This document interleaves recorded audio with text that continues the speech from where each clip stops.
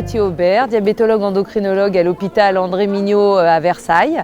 Et je suis venue en mission à Arrêt-là-Haut par l'association ADAL. Je n'ai pas mis beaucoup de temps à réfléchir. Je me suis dit que c'était une bonne occasion de venir et de vivre cette expérience. Il fallait juste que je vois avec le reste de ma famille si tout pouvait fonctionner comme il faut. Et ça me fait très plaisir d'être là et de découvrir ne serait-ce que la culture africaine et la chance d'aider un peu certaines personnes comme on peut. Les médecins sénégalais n'étaient pas arrivés, donc on n'a pas pu les rencontrer, mais on a rencontré déjà le médecin du centre.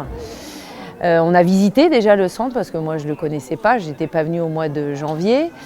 Et on a vu un petit peu où est-ce qu'on allait placer les uns et les autres, faire un peu de ménage, organiser un peu les journées de consultation qui allaient venir, placer les gériatres, les médecins généralistes, etc. Mettre des chaises, des tables dans chaque pièce pour que tout se passe bien. J'ai fait ce que je pouvais en essayant de faire un peu de prévention, de leur dire que le diabète c'était important, que c'était à vie, qu'il ne fallait pas arrêter ses traitements, qu'il fallait avoir un suivi régulier. Je m'appelle Oumou Anne, étudiante en 7e année à la faculté de médecine de l'Université Cheikh Anta Diop de Dakar. Et tout d'abord, j'ai commencé les consultations en endocrinologie, diabétologie et j'ai terminé la journée en médecine interne.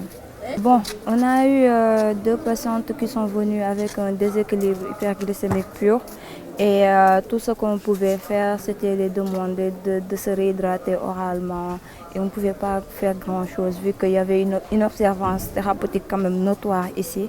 On n'a pas ce qu'on veut, ce qu'on pourrait faire de mieux pour eux, quoi.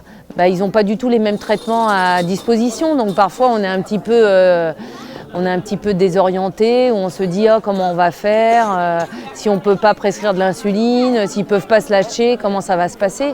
C'était aussi une découverte pour moi, donc c'était une bonne expérience, je pense. C'est enrichissant de voir que on peut sortir un peu de notre univers un peu facile, pas forcément facile, mais en tout cas certainement plus facile qu'ici. Je suis infirmière et nous sommes au centre de santé d'Airela où nous faisons 3 jours de consultation et de soins dans le cadre de la caravane santé. Moi, j'ai intégré aujourd'hui. Hier, je n'étais pas là, mais ce jour-là, aujourd'hui, je me suis présentée au niveau de sage-femme. Je travaille avec Katia. Ça s'est bien passé. On a fait beaucoup de consultations. Je m'appelle Moussa Dia, je suis médecin, étudiant doctorant en 2e année à la faculté de médecine de l'ICAD, l'Université Cheikh Anta Diop de Dakar.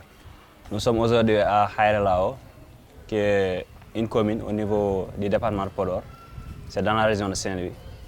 Aujourd'hui, on tenait une zone de consultation médicale et de délivrance de médicaments.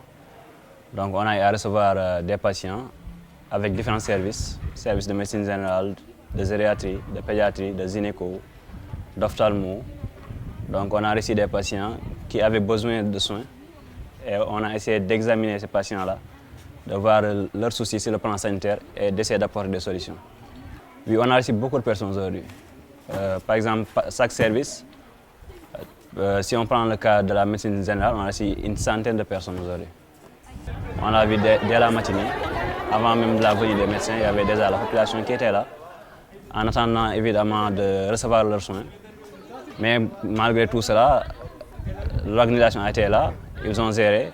On sait que c'est un contexte qui est difficile avec la Covid et autres, mais n'empêche, la population vraiment s'est retrouvée satisfaite. Donc ce qui était l'objectif évidemment de ces journées. Et bien sûr, on ne guérit pas en prononçant le nom d'un médicament. Il faut toujours que le médicament prescrit soit accessible. Donc pouvoir prescrire un médicament et que le patient puisse s'en procurer à sa sortie, ce n'est que bénéfique. Parce que c'est le médicament qui soigne. Et aussi, à part les médicaments, on a promulgué des conseils sanitaires qui bien sûr permettront de prévenir d'autres pathologies, on l'espère en tout cas. Bonsoir à tous, je m'appelle Maman Ndour, je suis étudiant en 8e année de médecine à l'université Gaston Berger de Saint-Louis.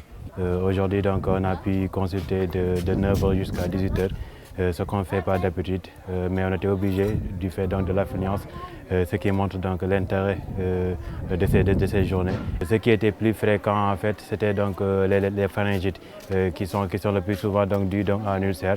Mais à part ça aussi, il y a aussi donc les tumeurs cervicales comme les thyroïdes ou bien donc les KTT. On en a eu quelques cas et c'est l'intérêt de cette journée. Donc on ne peut pas faire la prise en charge en ce moment, mais on va les orienter donc vers des instituts spécialisés qui feront donc une prise en charge précoce et adéquate.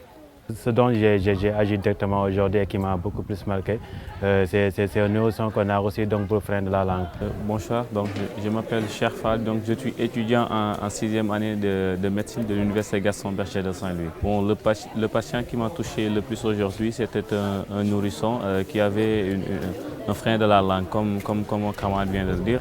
Donc on a pu faire le geste pour lui permettre de pouvoir parler.